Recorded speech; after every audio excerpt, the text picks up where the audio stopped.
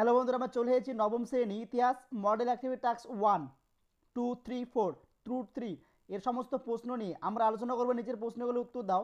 চতুর্দশ লুইয়ের আমি রাষ্ট্র উক্তিটি পূর্ব রাজবংশের কোন চরিত্রে প্রকাশ করে? অ্যান্সারটা আমরা দেখে নেব। ফ্রান্সের রাজারা নিজেদের ইচ্ছামতো শাসনকাল চালাতেন। সৌরাচারের রাজা চতুর্দশ লুই বলেন, আমি রাষ্ট্র, রাজার নিয়ন্ত্রণাধীন শাসন প্রজাদের প্রতি কোনো রকমের কর্তব্য পালন করেনি। রাজ কর্মচারীদের সীমাহীন অত্যাচার, দুর্নীতি, স্বজনপ্রীতির ফলে শাসন ব্যবস্থা সম্পূর্ণরূপে পঙ্গু হয়ে যায়। ফরাসি শাসন ব্যবস্থায় গুরুত্বপূর্ণ ভূমিকা নেই। ইনভেস্টমেন্ট নামে কর্মচারীগণ তারা নিজেদের স্বার্থ পূরণের জন্য প্রজাদের উপর অত্যাচার চালায়। তাদের অর্থ আদায়কারী ভূমিকায় ক্রুদ্ধ হয়ে প্রজারা তাদের অর্থলোপ নেকড়ে উপাধি দিয়েছিল। তারপরে কোশ্চেন, ইউরোপীয় রাষ্ট্রগুলির জোটবদ্ধতা কিভাবে নেপোলিয়নের পতনকে ত্বরান্বিত করেছিল? নেপোলিয়নের বিরুদ্ধে 1813 খ্রিস্টাব্দে Russia, Prussia, Austria, Sweden, England, তুরস্ক শক্তি জোটে তৈরি হয়েছিল। নেপোলিয়ন প্রথমে ড্রেসেনের যুদ্ধে চতুর্থ শক্তি জোটকে পরাজিত করে, কিন্তু এরপরে খুব শীঘ্রই লাইপজিগের যুদ্ধে মিলিত হয়ে বাহিনীর কাছে তিনি পরাজিত হন। ইউরোপের মানচিত্র নিম্নলিখিত স্থানগুলো চিহ্নিত করো। Paris, Spain, Portugal, great Britain, Moscow. তো এইখানে যে মানচিত্রটা আছে সেই মানচিত্র আমরা বই কিনে নিয়ে ওইখানে যে নামগুলো আছে নামগুলো লিখে দেবে। নিজের প্রশ্নগুলির উত্তরটি পাশের কোন বক্সের মধ্যে বসবে? একটি শব্দ একাধিক বক্সের মধ্যে।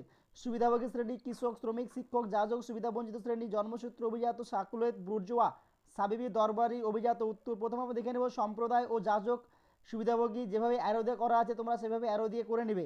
উপযুক্ত তথ্য সহযোগে নিচের ছবিটি পূরণ করো। দার্শনিক রুশো গ্রন্থ রচনা দ্য সোশ্যাল কন্ট্রাক্ট। জনগণ ইচ্ছা অনুযায়ী এক চুক্তির মধ্যে দিয়ে রাজা শাসন ক্ষমতা পেয়েছিলেন। রাজা স্বৈরাচারী হয়ে এই চুক্তি অমান্য করলে প্রজারা তাকে সিংহাসনচ্যুত করতে পারে। Discourse on the arts and the science. সভ্যতার অগ্রগতি মানুষের স্বাভাবিক ও ভালো দিকগুলো নষ্ট করে দেয়, যা আসলে রাষ্ট্রচিন্তার মৌলিক নীতি।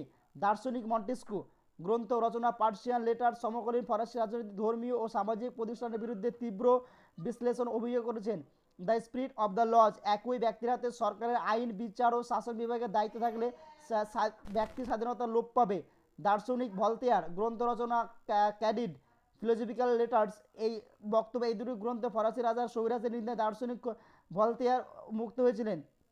এরপরে আমরা অ্যাক্টিভিটি 2 পার্ট 2 এ দেখে নেব ফরাসি বিপ্লব কীভাবে সমাজতন্ত্রের বিপ্লব ঘটেছিল।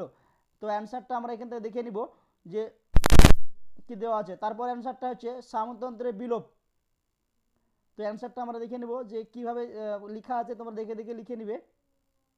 তারপর সন্ত্রাসের রাজত্ব নামকরণ কতটা যুক্তিযুক্ত?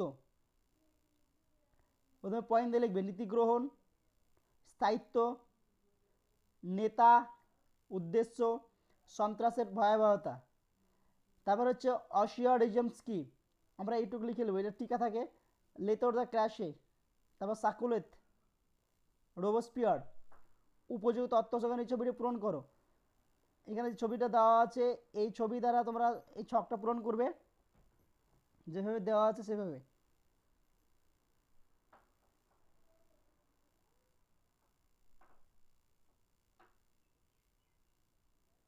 তারপরে অ্যাক্টিভিটি 3 আমরা চলে আসবো। ইয়ং ইতালি হলো ইতালির ঐক্য আন্দোলনের নেতা জোসেফ ম্যাৎসিনি কর্তৃক পরিচিত একটা যুব সংগঠন। 40 বছর বয়স পর্যন্ত সকলেই এর সদস্য হতে পারত। ইয়ং ইতালি কি? তারপরে কোথাও জোলবেরাইনের রাজনৈতিক গুরুত্ব কী ছিল? আমরা উত্তরটা দেখে নেব।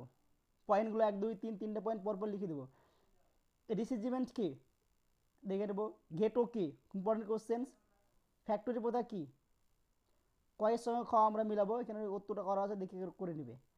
তবে বৈজ্ঞানিক যন্ত্রপাতি আবিষ্কারের সঙ্গে ইংল্যান্ডের শিল্প বিপ্লবের সম্পর্ক বিশ্লেষণ করো। উত্তরটি পেতে এখানে অবশ্যই আমরা দেখব।